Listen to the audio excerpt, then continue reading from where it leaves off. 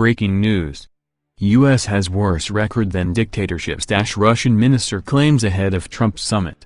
The U.S. has killed more people than the dictators they have sought to depose in the West is built on double standards, according to Russian Foreign Minister Sergei Lavrov. The shock claims have been made by the diplomat in the same week Donald Trump is due to meet Vladimir Putin for a bilateral summit aimed at improving relations between the U.S. and Russia.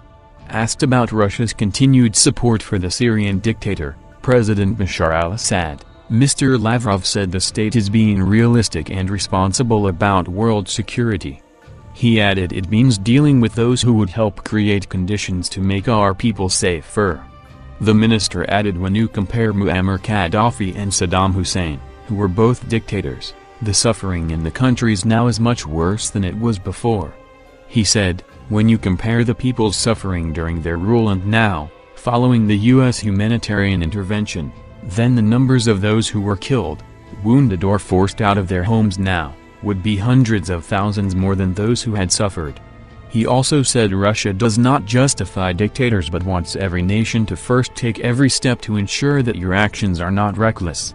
Mr. Lavrov continued, we have to see the big picture and have to think about the price of being moral just for the sake of being moral. Attacking the West for their previous military interventions, he also claimed those who ruined Iraq and Libya now want to put Syria in the same state.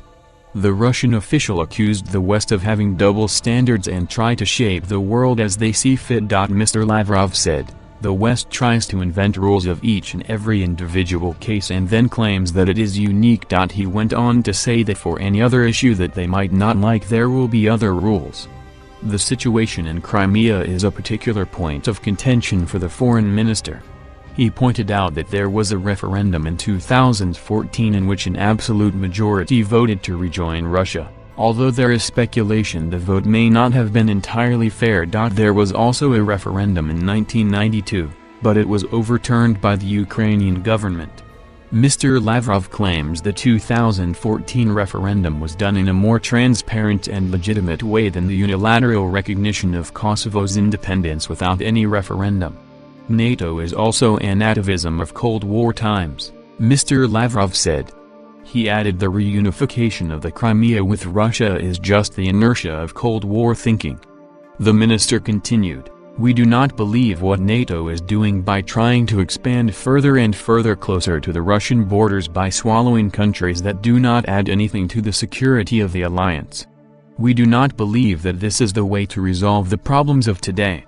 The minister also claims NATO spends 12 times more on defense than Russia. Also, the alliance fails to effectively address such issues as terrorism, climate change, drug trafficking and organized crime.